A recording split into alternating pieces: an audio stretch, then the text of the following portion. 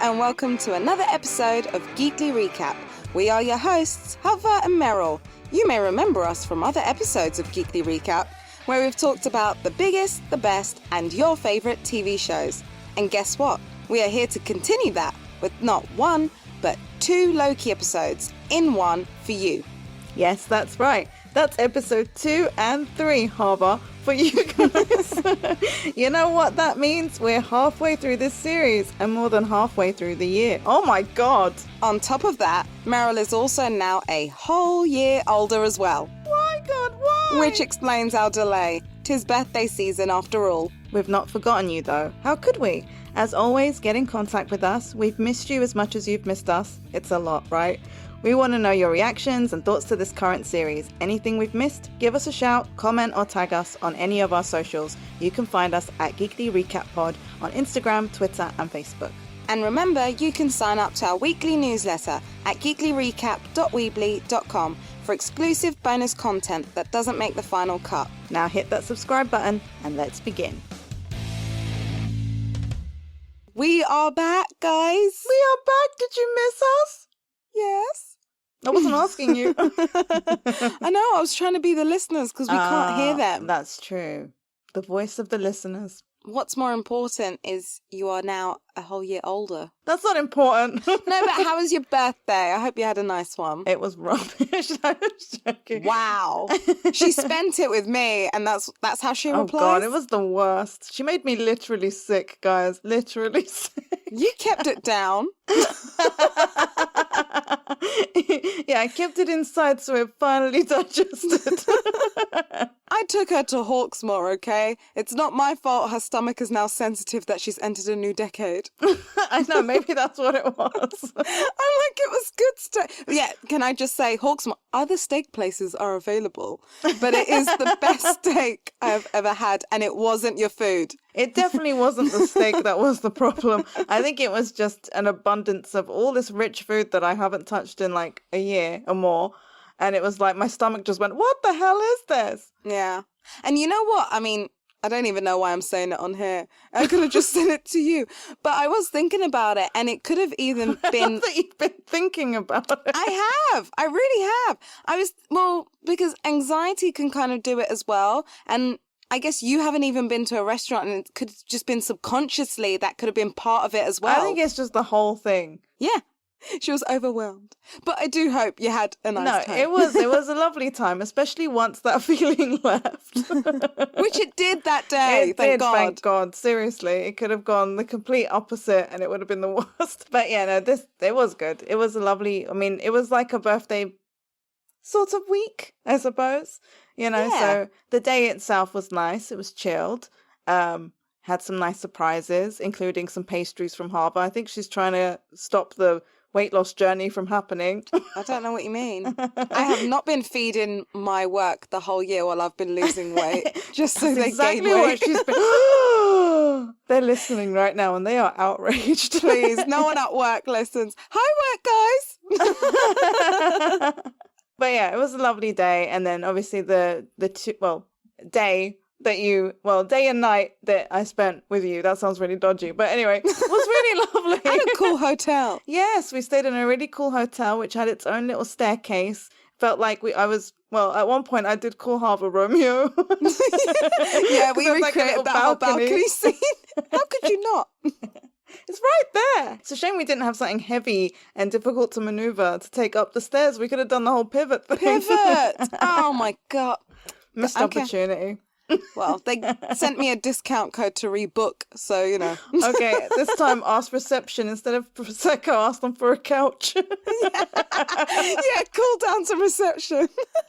But yeah, and then we had a nice, like, sort of treasure hunty sort of thing on the Saturday. We were just like mere minutes or seconds away from getting the last clue, so...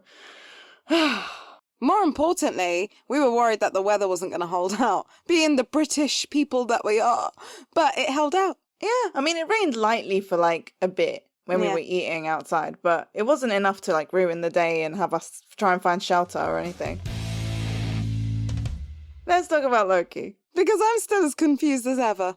This one's going to be a little bit different. Yeah, it is.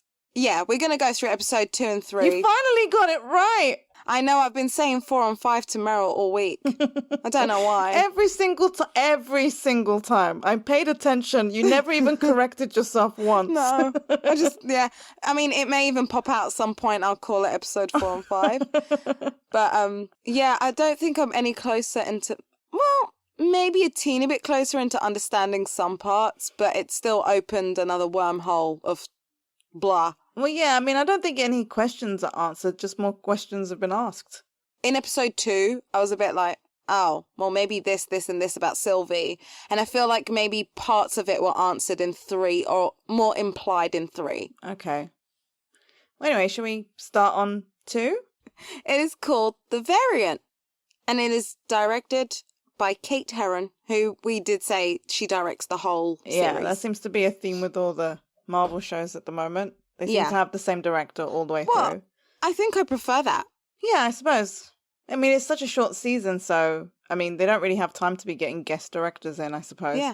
And their whole vision goes out through the series, which makes sense. Yeah. And we don't even know if these are being filmed exactly in the order that we're watching them in, so. Well, we know that the head writer for the entire series is Michael Waldron. This is brand new information! We mentioned that in our first Loki episode, but every episode does seem to have other writers as well. This one was written by Elisa Karasik, and I looked on IMDb, it looks like it's her first writing credit. Yeah. Yeah. I want a job!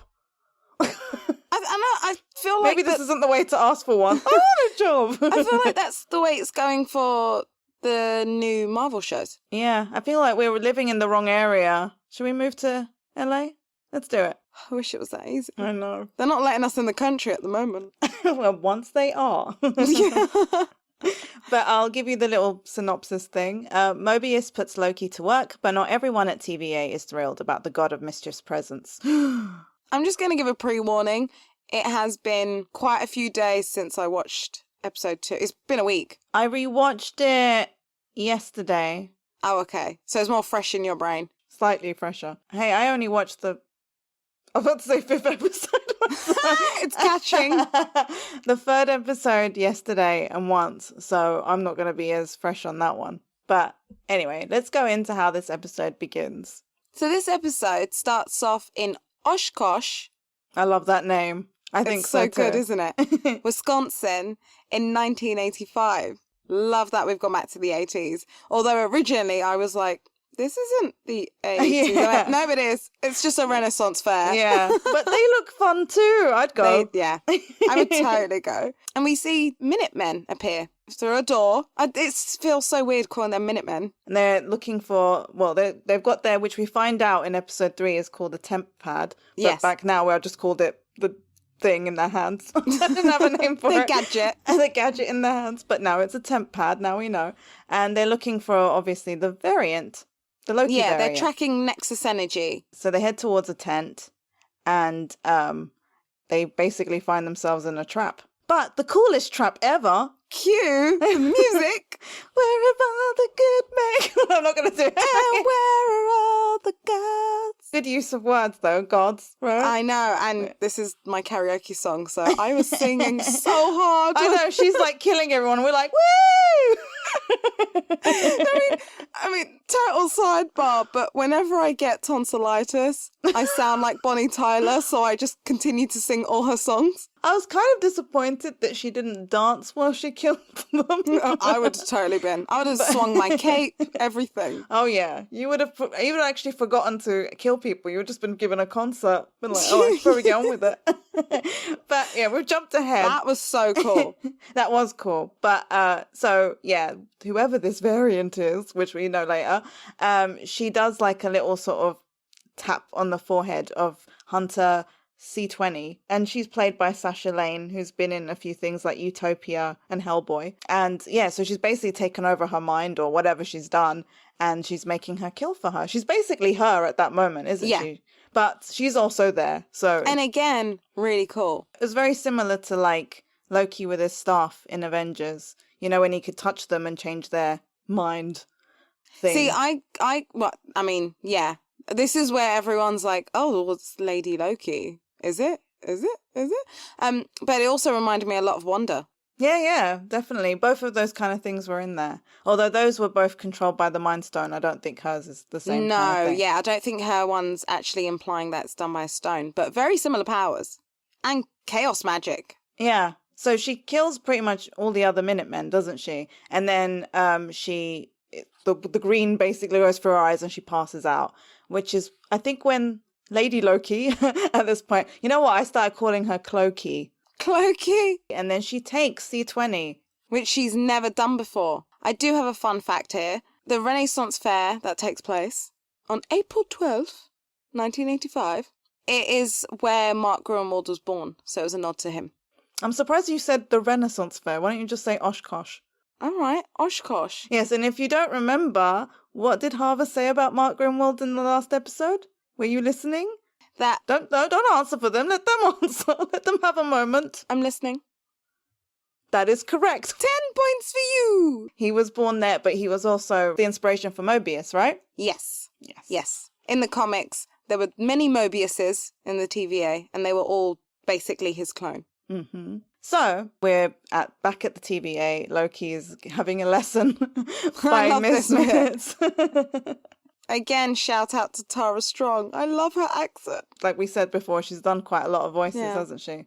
Very iconic voices as well. Mm-hmm. But yeah, so he's bored. He's looking through like a jet ski magazine, and then he bullies Miss Minutes into basically ending the lesson early, I guess. He's trying to whack her. How mean is that? I'd be there trying to pinch her cheeks, not whack her. Does she have cheeks? She will when I have. Wait, I don't know what I was going to say. But yeah, I found his magazine interesting as well, because it goes to show, we kind of said in episode 1 that the whole TVA is almost in the 60s, 70s, maybe even 80s era. And the magazine, again, is very old school. Everything there seems to be like it's like they visited Earth once a few times every decade and went, oh, this is what it's like. Let's go and make a world around it. Yeah. That's exactly it. So Mobius turns up because obviously that thing's happened, so he's gone to get him. He gives him his uniform, which Loki loves. Yes. I mean, it's a well-fitted jacket. It is. He does look smart in it. However, it does say variant in huge orange letters on the back. Which is, again, like very common for prisoners, basically. Yeah, exactly. They all have a little giggle about it because he keeps calling the one they're after the lesser Loki, and they're kind of going, well, you're basically the same thing. No, he's the superior. No, he's not. That's what they're trying to tell him. He really is blowing his own trumpet, and you know what? I'm here for it. You should allow other people to tell you how great you are, not you. No one believes someone who keeps saying, I'm amazing. You know what? I started to believe him. Apparently it works on Harvard, but it's not working on me. So they're explaining the case, and they talk about all the variant Lokis, which I was cracking up at, by the way. I know. It's insane how many there were, or are. We do know there's a frost giant version of him as well. Yeah. And Viking Loki, which apparently was in a Mighty Thor Volume 3 issue. So I don't know if we'll ever see that character again, but we've seen it here. So we know it exists in the MCU. And then there's a whole bit that blew my mind, and I still don't quite understand it, where he explained the difference between two of his powers. I wrote it, and I still don't understand it. But I'm assuming they said it because it's obviously going to become something that we should keep an eye out for, right? Yeah, and it sounds very smart. But I didn't understand it. I'm still reading it now. Hold on, let me look at my note. What did it say? Illusion projection involves depicting a detailed image from outside oneself, which is perceptible in the outside world. Okay. Duplication casting entails recreating an exact facsimile of one's own body in its present circumstance, which acts as a true holographic mirror of its molecular structure. I still don't understand what I just read. So, okay. From my understanding, which is not going to make any sense because I'm literally just making things up as I say it, right? Is that the first one is giving off the impression that there is something there that isn't really there. Whereas the other one is completely altering every part of himself in order to be a whole other person. So I don't even know if that means, like, would it work with fingerprint? Would it work with others? I don't know. Oh, like the eye scan or whatever. But yeah, like it says a true holographic mirror. But then it is changing its molecular structure. Yeah, so that to me says it's real as opposed to the or other at least one. as far as it is to everybody else. I don't know And how he the has hell. both. He has both. But my brain just went, huh? Yeah, well, and they were just like, shh. How dare they? But I probably would have done that too. Shut up, Loki! But Mobius states here that they'll break into 2 teams and they want Loki to try and find this variant. And Mobius kind of implies to him that there may be a chance that he meets the Timekeepers. I mean, you know Loki. He's going to use this to his advantage, or try to, anyway. Anything he does is for something to gain for himself. It's selfless. So yeah, they go to the Renaissance Fair. He asks why don't they enter before the variant. And I think it's Mobius that tells him Nexus events destabilize the time flow. So the branch is still growing. You have to enter in real time. Because I thought that as well. I was like, why don't they just beat the variant to it? I guess they would be making another branch, right? If they went in earlier and stopped that from happening, a whole other thing would happen. So it's kind of like they've got to, that thing has already branched off, so they've just got to go onto that branch. Do you know what I mean? Yeah, I don't know. I was kind of thinking maybe they could just jump in right before the other variant is there and stop it from I guess it's too dangerous to attempt. They probably have tried it in the past and it's failed drastically. Who knows? Yeah. And he gives them a whole thing. He loves their attention. I think he was seriously just doing it so he was holding all of their attention more than anything else. He got to stand there, give them some speech about how if they leave the tent, they're all going to die. Yeah. And all of this like ominous stuff, basically. It's believable. It is believable. I mean, he almost has them. He almost had me. Yeah, because he puts that whole bargaining chip at the end, doesn't he? He shouldn't have. What were you thinking? Come on, man. Such a rookie mistake. I know, Loki. I thought you were smart. To be honest, he has lost every battle he's ever tried to win before. So he says, apparently an Asgardian proverb or whatever, where he says, where there are wolf's ears, wolf's teeth are near. It's apparently actually a Viking saying about being aware of your surroundings as well. So it's not something made up for Marvel. Apparently it is an homage to the real Loki of Norse mythology. So we're in Ravonna's office now. And people keep speculating that the middle timekeeper statue looks like Kang the Conqueror. Yeah. I keep seeing that. So I don't know whether that's definitely a thing, but that's what we start with. We're on the close-up of that statue. Yeah, I don't know. It's very weird with the statues. And as we're going on, I'm not too keen on Ravonna. No, I don't really get her. I think she's definitely covering something up. Yeah. There's definitely something going on with her. I'm asking a lot of questions about these timekeepers and are they even real? Like, I'm genuinely asking this question going, are they real? It's an interesting thing because it makes you wonder whether they were at some point, but maybe they're not even around anymore. Do you know what I mean? Like, I don't know. Yeah. I don't know what the situation is. But I was reading, because obviously we know, I think I mentioned with Ravonna, with Kang in episode 1, I mentioned it. And they're saying because everyone's speculating about whether one of the timekeeper in the middle is Kang, because Ravonna was romantically linked, I wonder if that's something there. And also there's a moment which I didn't really pay that much attention to, but when I read the research, I was like, hold on, yeah, that did happen. There's a moment where Mobius tells her that he hasn't met them yet. And then he says, that one looks like he, and she cuts him off. So we never hear him finish his sentence. She goes on to talk about something else. So what is that about? So is there something to this? Are we going to be introduced to Kang this way? Is Kang the timekeeper? Like, is he the person in, I don't know if they're in an office or whatever, but is that where he is? And the other two have been killed? I wonder whether he would be introduced in this. I don't know, but there's so many things linking to him now that at some point you're thinking he's going to, I mean, we know he's in one of the films, right? Is it Ant-Man? He's in one of them. He's in one of them. I can't remember now. We did mention it in the last episode. We need to go back and listen to ourselves. But yeah, I know that he's been cast, but I can't remember which film. And maybe Ant-Man. So he's definitely coming in at some point. But yeah, it's whether he's introduced in that or in something prior to that. Exactly. Yeah, so she's got also trophies around. I didn't really read too much about trophies. Them. Yeah, or at least some other analysts, which she keeps saying. But are there any other analysts? I don't even know. I noticed that the coaster is a hexagon. Don't know if that's important, but now I just notice hexagons everywhere. So even in my life. There's a lot of connections with this show to WandaVision so far. Yeah. She gives him a pen to sign, and it says Franklin D. Roosevelt High School on it, which he doesn't recognize. And he again makes a comment about, oh, is it from one of your other analysts? So I don't know what that's about, but There's no spoilers here, right? I definitely asked these questions in episode 2, and from what we find out in 3 about all the agents at the TVA, or what we assume all the agents at the TVA, it makes me ask the question, is Mobius being lied to, or does he not remember his past? Obviously, he said that he was created like they all were. Maybe he was and the others aren't, or, you know. Yeah, that's true. Like, we don't know, obviously, because in the comics, this is what happens. They are clones. Yeah, obviously, we don't know if they're going a different way with this, but it does sound like some of them may not actually be made for that place. Ravonna definitely is not made. In the comics, she's also not made from the TVA. She joins it. But in the comics, it did say that some of them were recruited. They will take elements from the comics. Yeah. Just like Carrie Scognon said for the Falcon and the Winter Soldier, she was like, we might give you names from people that are in the comics, which is a little kind of ode to them, but it's a whole new character. Yeah. That's exactly what this will end up doing. Yeah, probably. For most, not all, but most.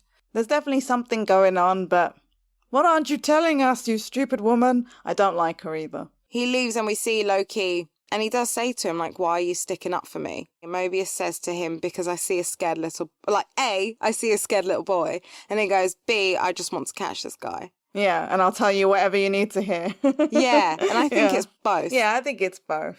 It was interesting to see Mobius in this episode, I thought, because in the first one, he's this really good guy who's like giving him the time, and in this one he was a bit more like, I could actually give a crap about you, we just need to catch this guy. Do you know what I mean? Like, he was a lot more impatient with him now. Yes, we've done your therapy. Now you help us. So he puts him in charge of going through files and everything in the library. Yes. I did see a giant 372 in the library. Thor issue 372 featured an early Marvel Comics appearance of the TVA. Yeah, I heard it was the second appearance of theirs.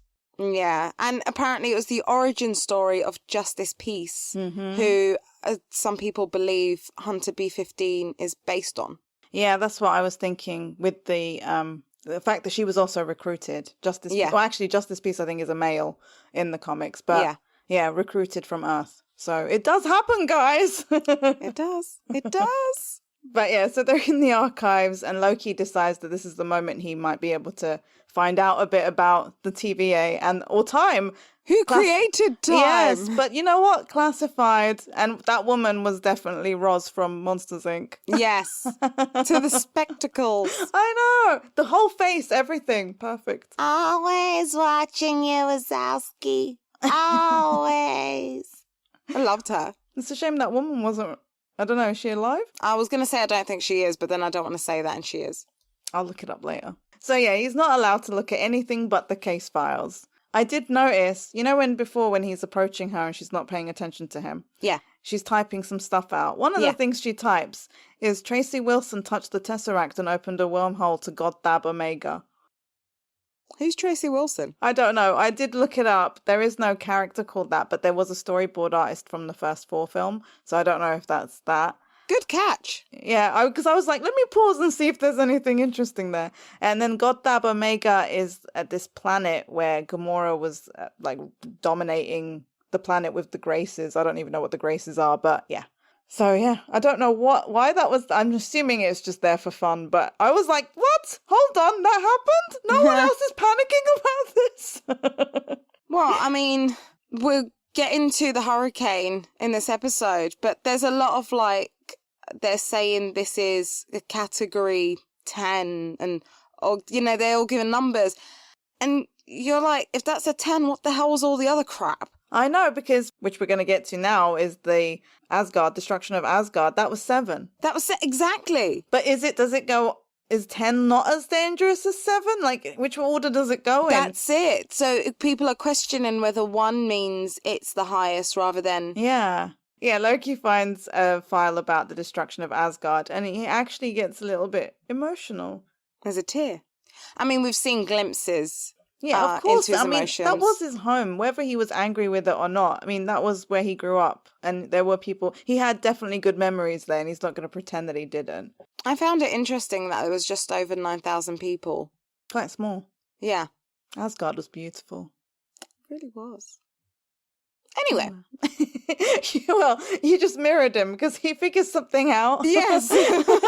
Rushes to Mobius and he mentions he's eating a salad. Yes, which he won't let him enjoy. But he gives him the piece of paper with the destruction of Asgard, and he's like, Mobius is like, I'm sorry. And he's like, yeah, it's hard. But anyway, yes. like you. Getting on with it. So he basically figures out with this great little demonstration using salad, salt, pepper, and a boku juice. He ruins his lunch. Oh my God. That was funny. It was hilarious. It's just the way he's shaking the salt and pepper shakers. Constantly. He knew what he was doing. So rude. But basically he explains that if you do something before something like an apocalypse, it won't register because the apocalypse is going to happen, so nothing you do matters. Yeah. Kind of. That's what he says. And Mobius is like, So they want to test it out. Again, very smart. You know, he does say he's a superior one. I'm like, no one else figured it out, but he did. It's true. I don't think I would have gotten there. No, and as soon as he said it, I was like, that actually makes sense. I understood this better than his explanation of his powers. Yeah, I was like, can you explain your powers with salad as well? Yeah, I'm listening. Oh, before we get to Pompeii, because we know they go to Pompeii, which is amazing. I love that whole scene. That whole scene's so stupid. There is a whole thing where Loki just goes, what could go wrong? And it killed me. And Mobius is like, well, you could stab me in my back. Oh, yeah. And he goes, I would never stab anyone in the back. It's like, I've literally read that you've stabbed people in the back like 50 times. So he goes, well, I'd never do it again. Yeah, because it's gotten old.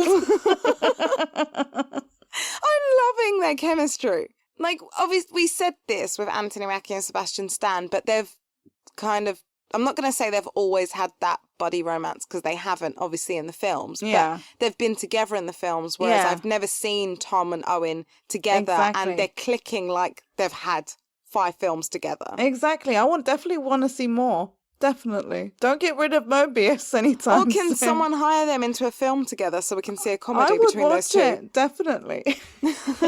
I think in a way that was one of the things that I probably missed about in episode 3, like that we didn't see Mobius at all.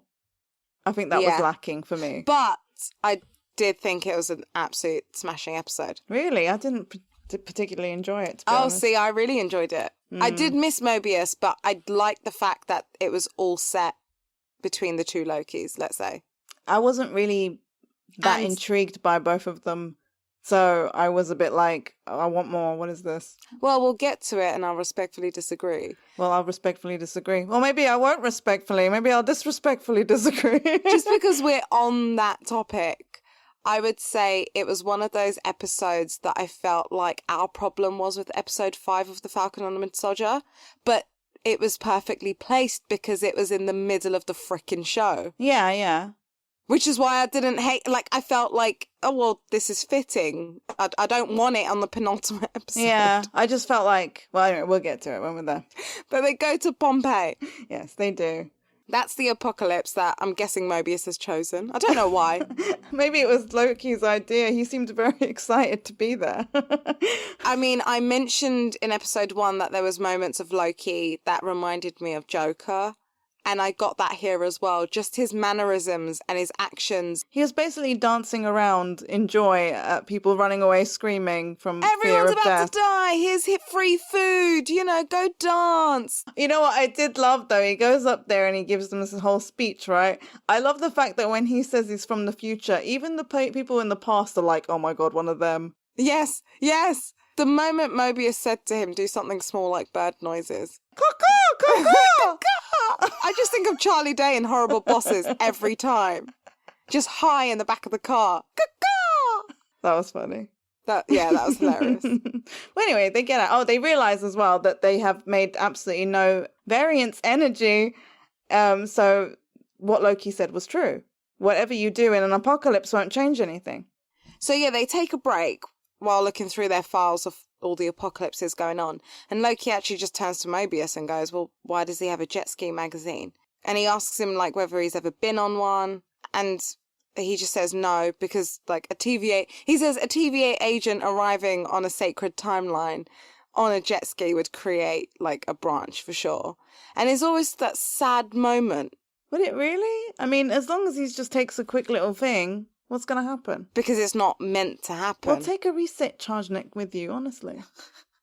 But I felt sad for him in this moment because I felt like maybe he was longing for something almost human. Yeah, and for all we know, based on what's going on with episode 3, maybe he had a jet ski in the 90s.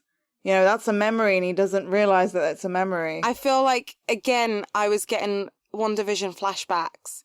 It's almost like he's trapped in his own mind, but he doesn't know it, and it's like this memory he can't access. Do you think that maybe those trophies in her office are stuff that she confiscates from him to stop him from remembering something? Just him, or from anyone that's I don't know. Kind of under are there mind any control? other analysts? I haven't seen anybody else yet.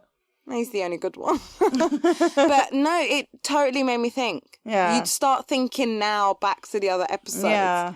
And you're just like, is this connected? But then, yeah, he also calls the timekeepers, Loki also calls the timekeepers 3 magic lizards. Yeah. Well, this bit I thought was very interesting because they basically have a religious conversation. It could just be 2 faiths talking to each other, and it's exactly what one would say to the other, right? One person's like, oh, my faith or whatever, my beliefs are real, but what you're saying is rubbish. And it's like, but no, they're just as outlandish as each other. Do you know what I mean? So, yeah, but I thought it was so interesting because it was exactly a faith talk that you would have with somebody else. And then Loki says to him, there's no such thing as free will. I mean, this is what Mobius had told him in episode 1. Yeah, but he says that that's like a simplification of what it is, right? Yeah. But then he says, well, what happens when the timekeepers write the end of the story? And Mobius goes, well, there'll be no more Nexus events, there'll be peace and only order. I don't feel like the world can function like that. Well, I mean, I don't think they're seeing it as the world. I feel like that's what people think of, like, Judgment Day. Do you know what I mean? It's the end of time. Yeah, exactly. People aren't living anymore. Everyone's just in peace. So are the timekeepers just... I mean, is everyone living in peace, or are the timekeepers just trying to end the world? I don't know. I don't even know what the hell they're bloody doing. Are they doing anything? Maybe they've been turned to stone. Maybe those statues of them going, help. I don't know. Yeah, they're trapped in stone and it's just... I don't even know. What if the timekeepers are being held hostage and they're not even there? Or they've been killed years ago in the future? I'm so confused. Yeah. But the one thing I really like here is Loki tells Mobius that he was wrong to call him a scared little boy. And he says, I know something children don't. No one bad is ever truly bad, and no one good is ever truly good. Considering what Loki's like and what a lot of people are like when you're having these kind of conversations, it was actually very mature of them to just agree to disagree. Yeah. Yeah. Everyone should learn from them. We're telling you to learn from Loki. Honestly, this is where we're at. Yeah, so I think when they're talking about him being the little boy, right? That's when Mobius clocks to little boy in... wherever the hell they were in France. Yeah. And I was trying to remember the name of the place. That's it. And he remembers the gum or the candy called kablooey. And then he's like, well, the variant gave that. So what time was that from? Yes. So he looks up the thing, the candy, and it's between, I don't know, a couple of years in US around 2048 or whatever, in 2051 or something like that. Regionally on Earth from 2047 to 2051. You could have just said that before you had me to try and estimate what the years were. You were close. Thank you. So that's when they start to look at apocalypses that took place then. But another thing that they said about the apocalypses is they had to be naturally occurring ones. Didn't you find that there was a lot? There was a lot, but I love the extinction of the swallow, which apparently caused a lot of problems ecologically. I mean, it's very smart what they're doing considering there's so many issues going on in the world, and obviously climate change is real. Yeah. They've definitely tackled that considering when you're looking at the years that we're in. Exactly. We don't have long till these, man. Things go well, we'll be alive. I do not want to see that. So, Loki finds it immediately. A hurricane in 2015, Haven Hills, Alabama, which isn't a real place, apparently, but I didn't find any significance to anything from Marvel either, so it's just the name. And so, yeah, anyway, they have to go there. So there's a supermarket, which made me think of Superstore because I just watched yeah. it. Oh, But- I'm glad you finished it. Yeah, I got the last season of it as well. So Woohoo! yeah, we'll talk about that later. Yes. But yeah, so they've come outside this supermarket called Roxxcart. And Roxxcart apparently is a thing. Well, not Roxxcart, but Exxon? What'd you say? Roxxon? Was it it Roxxon? Exxon? Or No, it's got to be Roxxon. Roxxon. Yeah. Apparently it's been mentioned before in the Iron Man movies, the company. It's an energy company, so it looks like it's going to be featuring... This is why I thought Exxon, because Exxon is a real energy company. Oh, okay. Yeah, so they turn up, it's night, it's a horrible hurricane. Apparently some of the people are hiding in the warehouse section. But the store seems to still be open. Why? Is it a 24-hour store? Yeah, but before they do go, Mobius wants to team up again with Loki, but B-15's like, hell no. He gives Loki his double daggers, and she literally takes it away from him immediately Yeah, and puts it into absolutely a locker. not, she says, and puts them in a locker. Which I don't blame her because, I mean, it's No. Loki. But Mobius, again, put a lot of trust in him there. He did. Well, he thinks he's kind of earned it now, but I'm like, calm down. You're not friends, right?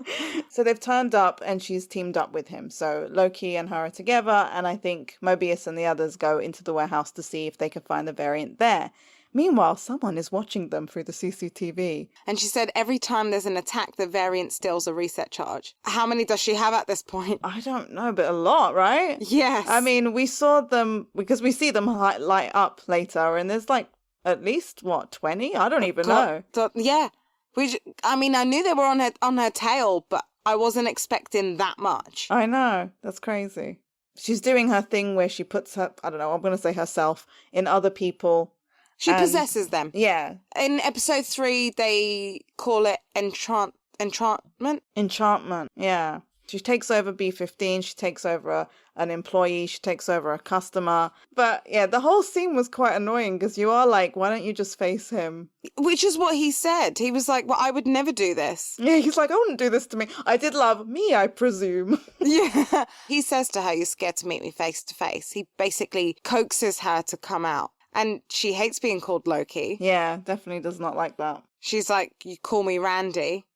Yeah, Randy's better than Loki, okay. Because you say Randy and all I think is Randy from South Park. Oh, really? Because when I hear Randy, I just think of in Buffy the Vampire Slayer where Spike thought his name was Randy because that's what it said on the coat. Was it Randy Giles? Why not call me Horny Giles or Desperate for a Shag Giles? We find out at this point that the variant actually has no interest in ruling the TVA. Oh, yeah. Because Loki's trying to get her on his side. He's basically saying, this is my plan, want in. And she's like, I have no interest in those little things. Well, she doesn't say it like that, but anyway. But we do find C20. Yes. Kind of having a little crisis. She's like, it's real. It's real. Like, I genuinely thought she was kind of trapped in her own head from split moment. And then it was like, no. Like, she's been in my head and I've given the timekeepers away. Yeah. I thought that was really clever, but we'll get to that. But yeah. Very well done. Yeah, so they find her and she's basically having a nervous breakdown. But what does she mean by it's real? That her life before the TVA is real. Oh, do you think that's what she's talking about then? Oh, yeah. I think that's the conclusion I've come to, having now seen episode 3. I guess, yeah. I wonder if they were like having dreams about it. Do you know what I mean? That's it. Again, going back to WandaVision, where you were trapped in your own head and you couldn't get it out. Is it Agatha behind this again? So good, wouldn't it? I wouldn't complain. No, working together with the Enchantress. No, but she's there, like, instead of the timekeepers turning around at the desk. Oh my God, can you imagine? Anyway, I think he finally... When does she turn up? She turns up at the very end, right? Well, we know that the laughing guy, sets up... Because the timer had been set up for the reset charges. And he activates them, I think? I think it's right after that the camera goes to the cloak. And she uncovers herself as a woman. Yeah. And she says, this isn't about you. Well, what the hell is it about? But did I not say it was a woman? Yes, I was right. Well, yeah, the timer goes off and the reset charges all activate. And they all open those little time door things and they all just start vanishing. Yeah. And I guess they go off there. The TVA's on high alert because we just see the branches. Branches! God just knows how many loads. branches. I mean, I wrote some down. Or I wrote every single one down that was coming up, but someone else already did some research, so I thought, well, fine, I won't do it then. But just to see if any of those had any interest. So as far as the ones that are not real places or whatever, we had Vormir, which is where the Soul Stone was hidden in Avengers. But it goes there in 2301, so God knows what it's going to do We could go there. back there. Yeah, 2004 in Asgard, and this could be a reference to the Young Thor series.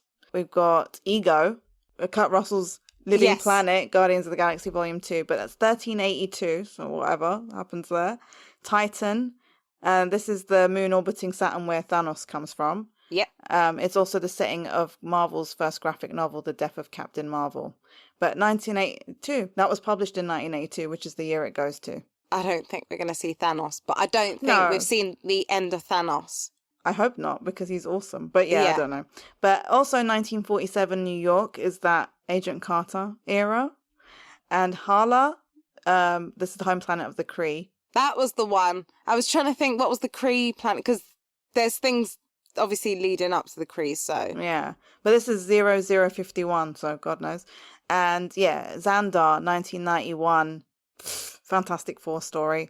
And some other places, but I couldn't find anything from those. But there were a lot of places and a lot of different times. No Turkey, unfortunately. I was looking for that. All of this and episode 3, when they're on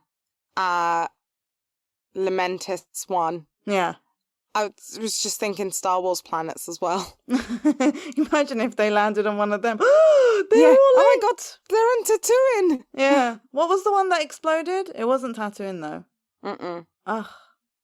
One Princess Leia was from, I can't remember. Sorry, Star Wars fans. What was it called? They watched it explode. I was going to say Hodor. It's not Hodor. Are you looking it up? Yeah. I want to see if I can remember it. I feel like it began with an A. I don't think it was an A. Well, I feel like it was an A, but maybe I'm wrong. Alderaan. See, I told you an A. That's why I said Hodor. It was close. How the hell do you even forget? It's when you're placed on the spot, you're like, oh my God. So yeah, while all this is happening, Ravana's going crazy. Her eyes are so wide. And she grabs her little pruning thing. Apparently her helmet says A23, which was her first appearance in Avengers, was issue 23. That's basically it, right? So she's opens a portal for herself, kind of looks at Loki for a long time, then goes through it. Mobius is running around looking for Loki. They spot him, but not in time to stop him following Lady Loki. There was no way he was going to let her get away. Exactly. And, you know, not that this is anything giant to note, but funny how the mall turned red. Remember when everything went bad? As usual, things like that go red. We've seen it before. Yeah. And it was the same here. And Lady Loki, or we'll find her name to be Sylvie, or she calls herself Sylvie in episode 3, but it's played by Sophia Di Martino, who has been in Silent Witness yesterday, and she was in Friday Night Dinner, and I was like, who? She was Emma, who I looked up again because I did not know Havva, but she was like one of the boys' girlfriends, but she had brown hair with a fringe. She looked completely different.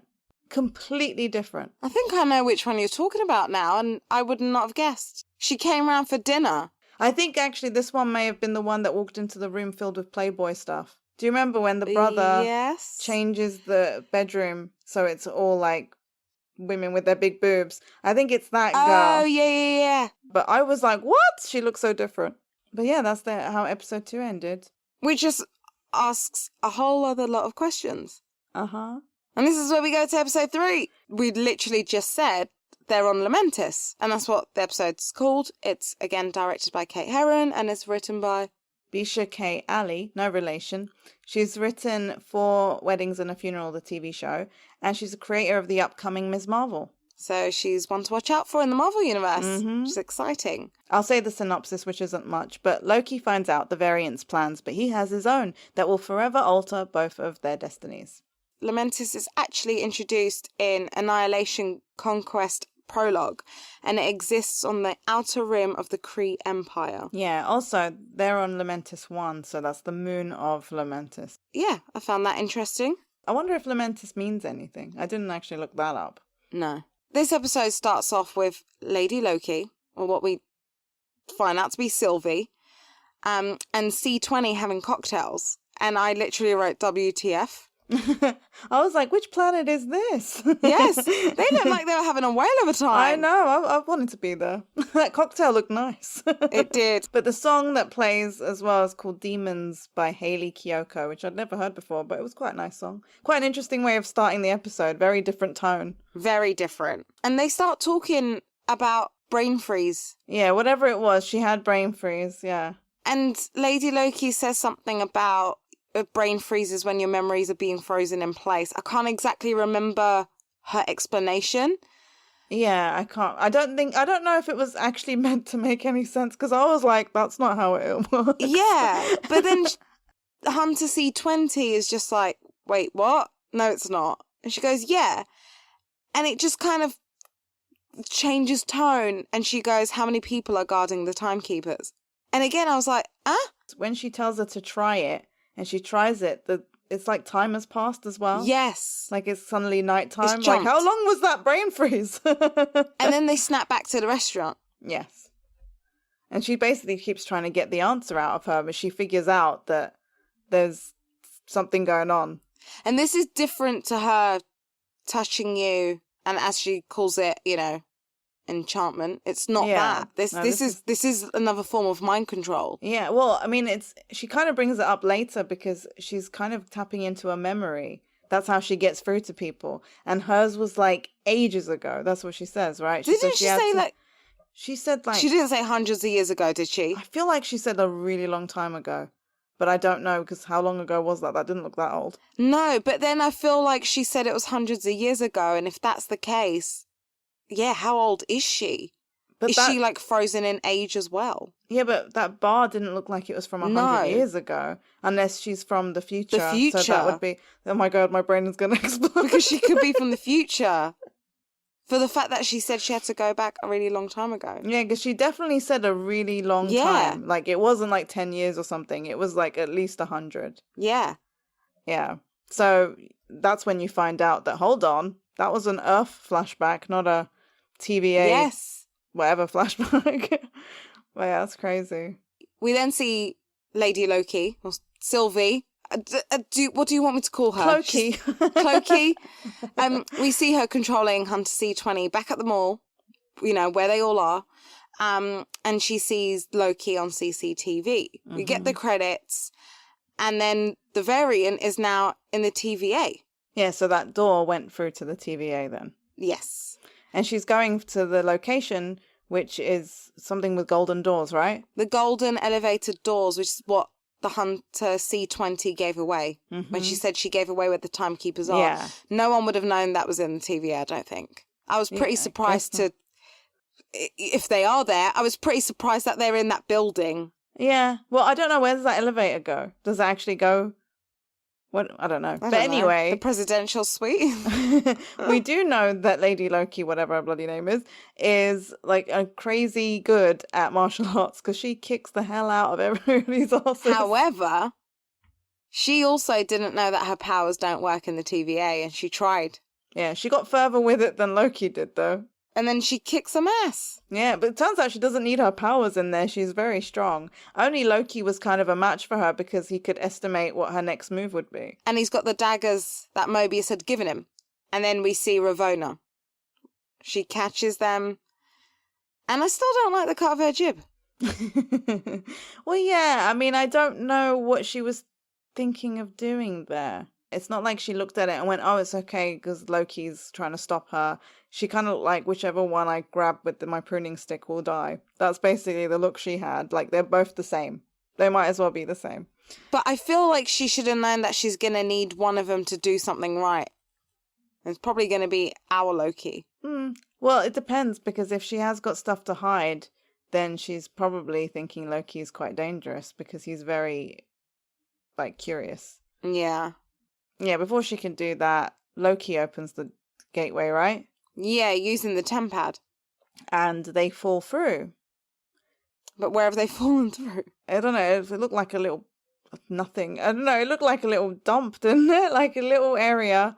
We didn't know where they are at that moment. No. But And they're still fighting. And you're like, oh, stop fighting now. I think Loki was kind of in the same thing as me. And she's like, stop she it. really did not like being called Loki. No, she didn't. And he uses a time twister on her. So he goes behind her and she calls him, you're a magician. I didn't think that was a time twister. That was just his own powers. He's done that before. Oh, I thought I saw the gadget on the floor. Oh, maybe it was his powers. Yeah, I think it was his own powers. I thought I saw the gadget there on was the floor. like the green light around him. It's not like he went Oh, yeah, that's true. moved. So, yeah. Oh, maybe it was the tempad I saw on the floor. I wouldn't say she's mocking his powers, but she's like, I feel like she's kind of doing what Loki was doing to her, but not to her face, by saying she's a lesser Loki. I mean, they're all superior Lokis in their own eyes, aren't they? So we then see, I wrote asteroids. It wasn't asteroids, though. It was meteors. Mm-hmm. Well, they're all like bits of the planet, right? Falling, crashing onto the moon. Lovely. I was like, what the hell is this? What a place to end up in. They're in Lamentis 1 in 2077, but she tries to get into Loki's head here. They've kind of got their heads bowed into each other and she's touching his neck. And I was like, okay, I know what she's trying to do. And there's that brief moment of pause and he goes, what are you trying to do? And he's like, it won't work. And she goes, what, because you're a magician? He goes, no, my brain is too strong. And it was just that line. Again. Yeah. I'm superior. I'm too good. I'm too good for your tricks. And she really wants that tempad. Yeah, and they need to charge it because it has no power left in it. So they can't even get out of that planet or moon right now. So they're on their way looking for some kind of charge, I guess. Yeah, which she knows how to do. He doesn't. And she knows that Loki needs her. And she says as soon as she gets it working, she's going to go back to the TVA and finish what she started because he had basically ruined a plan that was years in the making. Yeah, I don't really know what her deal is because she's not very upfront with anything. She's very private in this episode. She's not giving anything away. So the fact that she even said her name, if that is even her name. Yeah, but it really, really feels like she's got a personal vendetta. Yeah, it doesn't feel like she's just like, I don't believe what they're doing is right. It sounds like there's something she's after, and it might not even just be to kill them or whatever her plan was. It might be something completely different. I don't know. But the thing is, didn't it even make you think? I mean, I don't think she's a good person, but there was a part of me thinking that what she's trying to do is for the greater good. I don't know. Because we don't know whether the timekeepers are good people anyway. Well, yeah, exactly. But I guess that maybe she's better than they are, but I don't really know her reasons. Because we don't know her life. When her and Loki talk about it, either she remembers and she doesn't say, or she doesn't remember much of her childhood or her mum when it comes to that topic. And it's whether the timekeepers have something to do with her life and whether she's been a variant all her life. Maybe something happened to her which they said was the sacred timeline and she wouldn't accept it. Maybe that's where it started from. You never know. Yeah. Well, we'll find out, hopefully. Yeah, hopefully. This is where she officially introduces herself as Sylvie to Loki. Yeah, there's a bit where they're walking through, like, because obviously there's, like, abandoned towns on the moon. I don't know. But there was, like, a shot, and it's not the same place, but it really reminded me of a location in Guardians of the Galaxy, too. Do you remember where they were, like, gambling and Sylvester Stallone was there? That's all I remember about the scene. But it really looked like it was that place, but I don't believe it is. No. But it had the same kind of vibe. I don't think it was, but I can see the similarities. Yeah.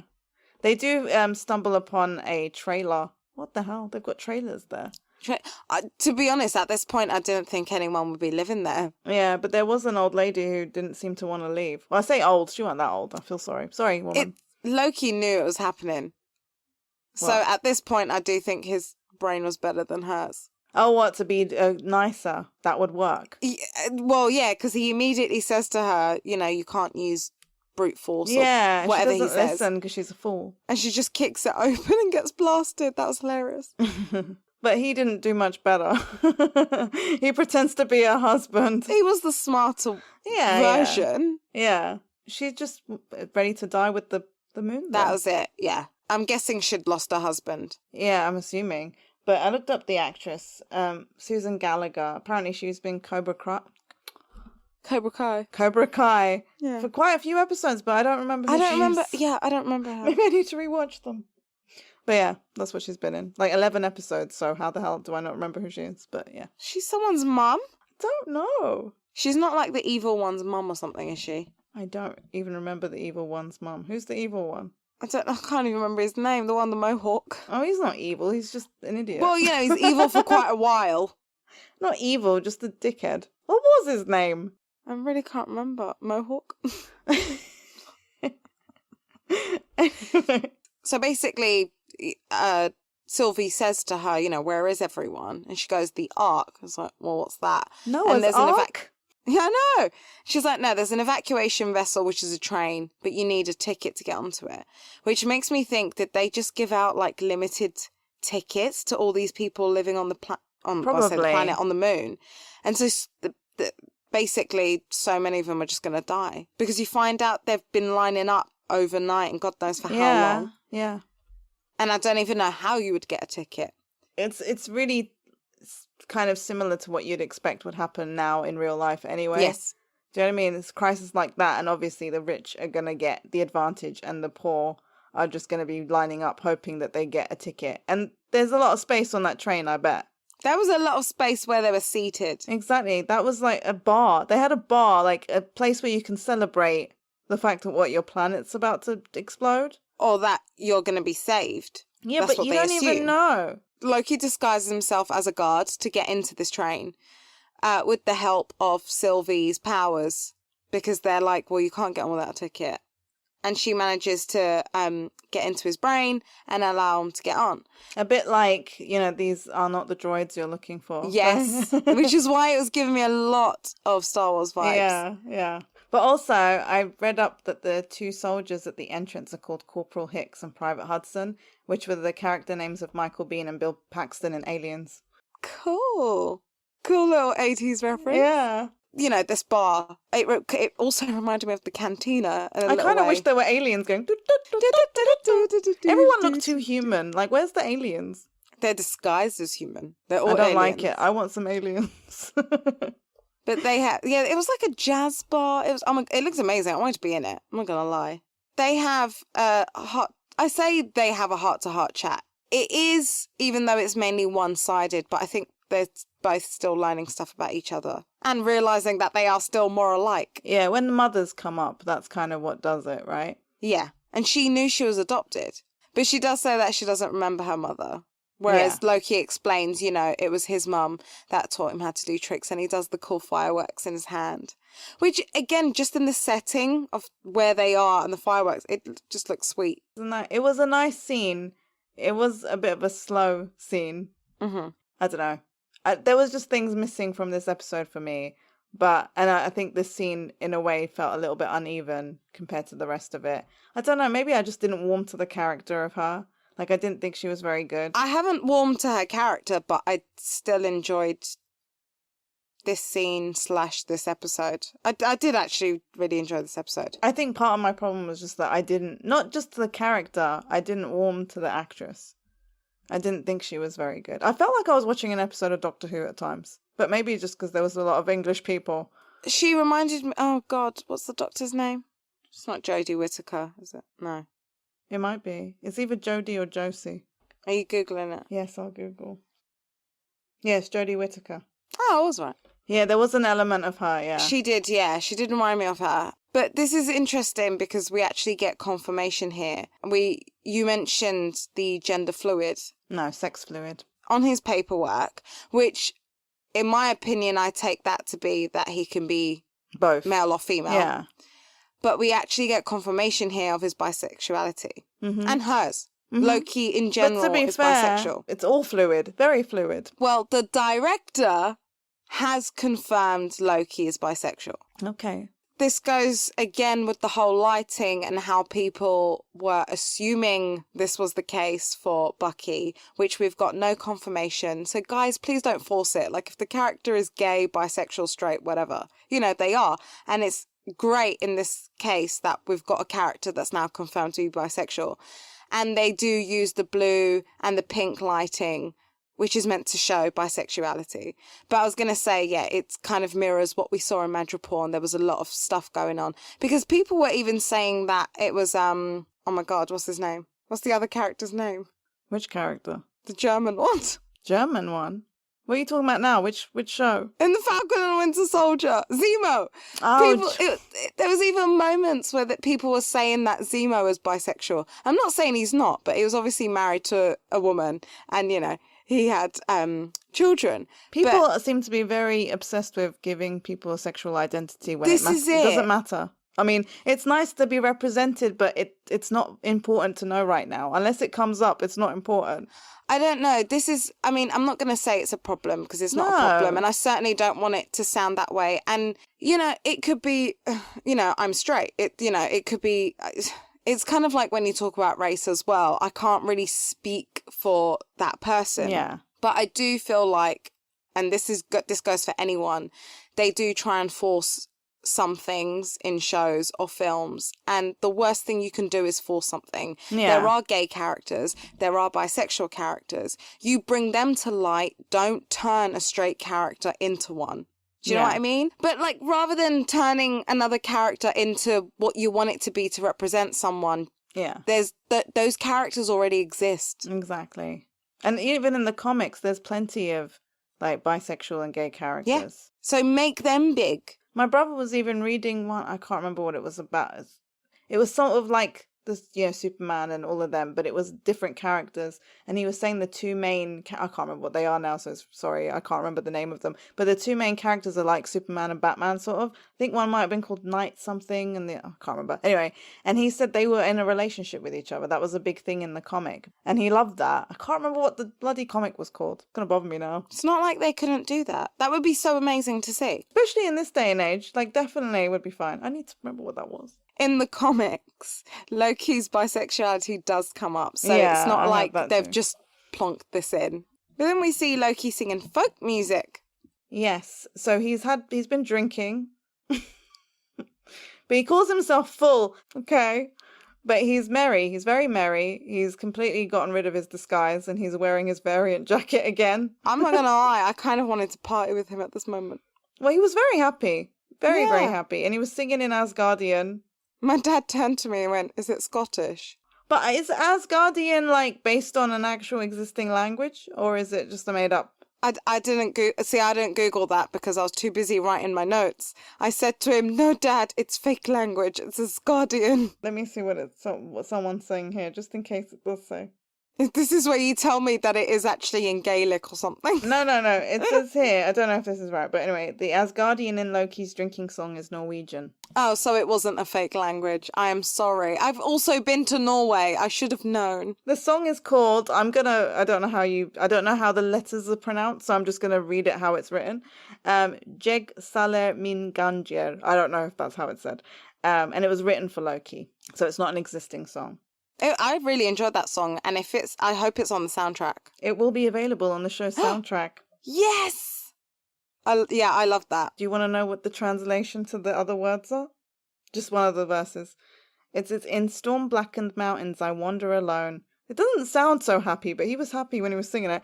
Across glaciers I travel forth. In the apple orchard the fair maiden stands and sings When Will You Come Home? And then he says in English, when she sings Come Home. And he kind of made it seem like he was referring to Loki, but I'm wondering whether there's a deeper, like Lady Loki. Sylvie, I'm wondering whether there's another hidden meaning to that. He does smash a glass here, though. Yes, which is, it turns out it's just the thing you do in Asgard. It's not just Thor being an idiot. I was like, the brothers are the same. Oh, no, that's just what they do. I love that, though. I love that. Because, I mean, some people might have completely forgotten that, but I immediately, when he did that, yeah. They're more alike than they think. I know. I miss them two together. Me too. She says to him, people have been looking at us. And he's like, when did you become so perceptive? I'm paraphrasing because he said something to that effect. Yeah. And she's like, no, you're drunk.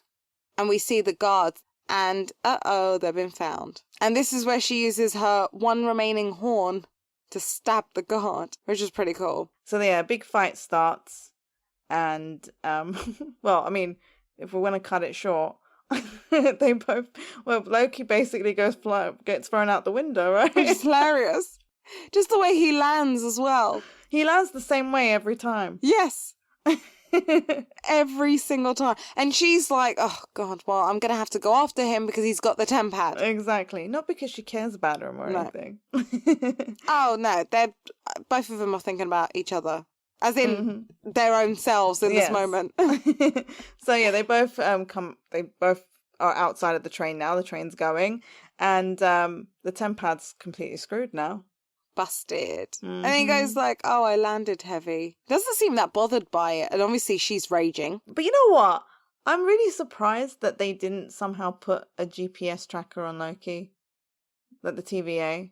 Do you think that's more the collar, basically? Or something, though. Put something on him if you're going to go somewhere like that. So they can find where he is. Yeah. You'd think they'd think that through. I don't know whether it works like that. I'm sure they've got a reason. I'd assume they'd excuse. have something, though. But oh well, we don't know. I mean, Apple knows where you are all the time. Exactly. So how does the TVA not? There is a long silence. There was a long pause in this episode where it's just like, because she screams. Oh, yeah. And then she sits in the ditch and he's like, I'm waiting for him to talk. Because he just goes, okay, and he sits next to her. And I just felt like, you know, when there's a moment where the scene's going on a bit too long and there was no dialogue, it just went on slightly too long. And then he goes, did it make you feel better? There was a reason why they put it in for that long. I'm sure there was. I think that's the moment that he realizes, like I said, there's more to this than her just wanting to defeat the TVA. Because he says to her, oh, you know, this is your glorious purpose and you can't beat them, and that's what sends her over the edge. But he doesn't know her reasoning. Like I said, she could be doing it for the greater good. We don't know. Yeah, we honestly have no idea. We don't even know what time she's from. We don't know anything about her. She's really not revealed anything about herself except the fact she doesn't really remember her mum and she knew she was adopted. I think that's all we know. She's probably the strongest variant, the strongest variant they've come across so far. Of Loki. Depends. I don't know. I really want to meet the other Lokis. Because her power is incredibly strong. They plan on hijacking the Ark. But it wasn't meant to leave. But they're like, well, what if we helped it leave? They don't really care about leaving branch problems anymore. They're like, whatever, we need to get out. Well, because everyone's going to die. Yeah. Well, that's on the sacred timeline, right? Yes. But then Loki also says we weren't ever meant to be on it. Yeah. And we were already on it. So what difference is it going to make at this point? Well, they were on the train. Yeah, but that's not the Ark. The Ark is a whole other thing. The train was just going to take them to the Ark. Take them to the Ark, yeah. But they weren't meant to be on the train anyway. But you'd think it's because an apocalypse is happening, right? So whatever they do doesn't matter. But if they leave on the Ark, then obviously that would cause. Well, she's already created how many? Well, yeah, I don't even know what's happening in those other places. Like, their hands are full right now. We'll go. Yeah, I think we'll definitely go to that in the next episode. I really want to know what was going on. Like, what changed in those places? Why were they branching? I think that was one of the most frustrating parts of this episode for me. I was like, I just want to know what's going on. Is it like so many variants of Loki are appearing in those timelines? I don't know what's happening. It's so weird. Ugh. Maybe it's just someone farted when they weren't meant to. Something as stupid as that. How silly would that be, right? But so as they plan on hijacking the Ark, Loki is asking Sylvie about her enchantment again. Mm-hmm. Eventually kind of gives in. Yeah, she kind of says a little bit. She says how it's a lot easier, well, for her possession one anyway. She says it's easier on weaker minds. Yeah, and she also says she taught herself. Yes. Which then made me think, is that what created the Nexus event? Is that how she became well, if she did, is that how she became a variant? It's all speculation right now. Yeah. And also, how many other powers does she have? Does she have more, or is that it? And obviously she's good at fighting. We know that. She's very strong. Sure, they've all got more than one, right? I don't know. This is where she explains Hunter C20. Yeah, because she says she has to create a fantasy from your memory, right? For the one that she did it to last. She said, because at first when she mentioned from the Minuteman or whatever, I thought she was talking about B-15. But then I remembered that she didn't actually do that to her. She just, yeah. So, yeah, she said she had to go back. Well, like we said earlier, like, I think it was about at least 100. I feel like I don't remember it being a small number. I feel like she said hundreds of years ago. Yeah. I think so. Hundreds. You know what? I'm going to do what I did when we were doing, like, WandaVision. No, I've just looked it up. It's at hundreds. Oh, so I was right. Hundreds of years ago. Yeah, it's hundreds. It's not even 100 years ago. It's hundreds. So what year is she from? Yeah, because obviously the TVA exists in no time. So what does that mean, though? It's answered a question that we probably didn't really have, because I guess we just assumed, okay, they're created there. They're not human. But then it's answered something. So it's gone, okay, maybe they're being brainwashed and they're human. But based on that one bit where she said it was hundreds of years ago, it's throwing the spanner in again. Yeah, because I don't know what that means. Is she from the future that's gone back? Because like you said, where they were, that wasn't hundreds of years ago, even if they were in 2040 or 2050 or 2070. Yeah, I mean, that didn't look like it was very futuristic or anything where they were. It just looked like now. But what time does Sylvie think she's talking about, though? When she says hundreds of years ago, what year does she think she's in? Because, I mean, right now, in the year that they're in, it's 2077. So it's not hundreds of years ago. No, exactly. So is she talking about with TVA? Is TVA not in null time? Is that just what they're being told? I don't know. TVA, that is in null time. Yeah, but Was that's meant what to they be. say. But is it? So this is where, obviously, Loki's like, what? Yeah, because he's like, they don't know this. Yeah, he's like, they think that they were built to do that job. But she's sort of like, of course they're all from Earth. Doesn't she kind of have like a look like... She's like, they're all variants. Yeah. They're basically like them. Mm-hmm.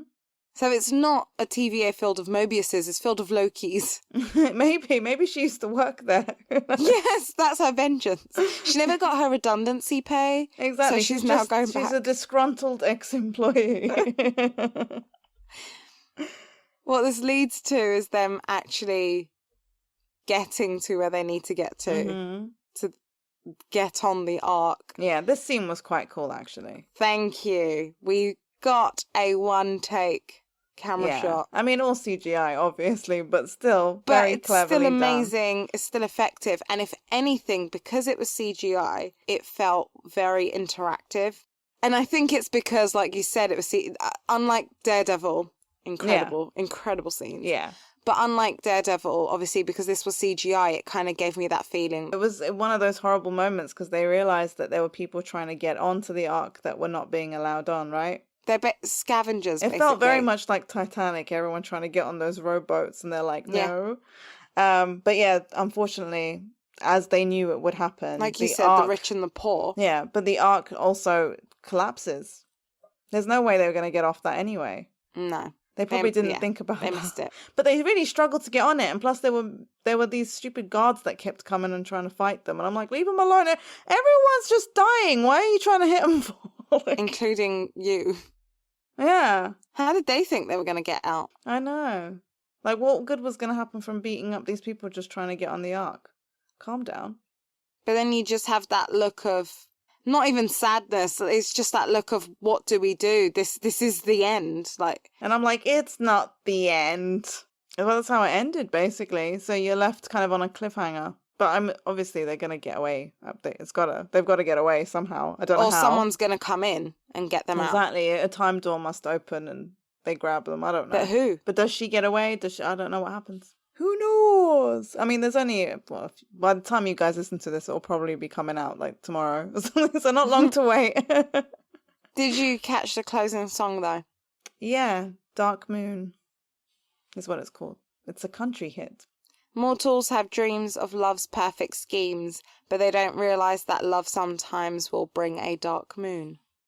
And also, I don't know if you noticed in the credits, Loki and Sylvie's files at the TVA include photos of them. Yeah, here. I saw that, yeah.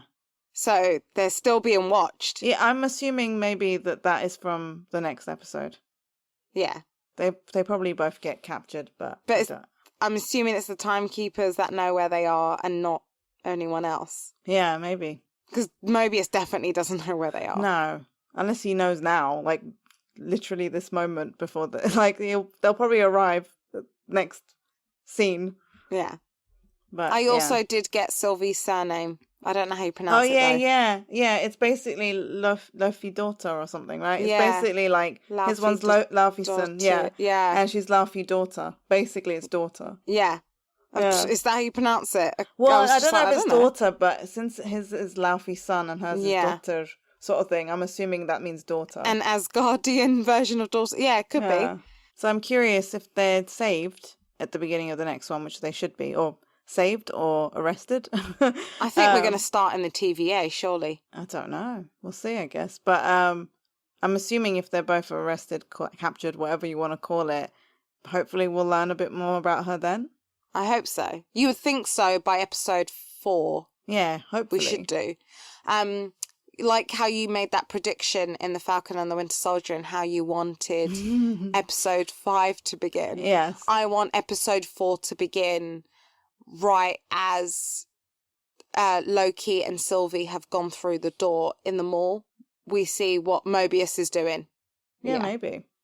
Maybe it will be that way. I'll be disappointed, Marvel, if you don't give me that.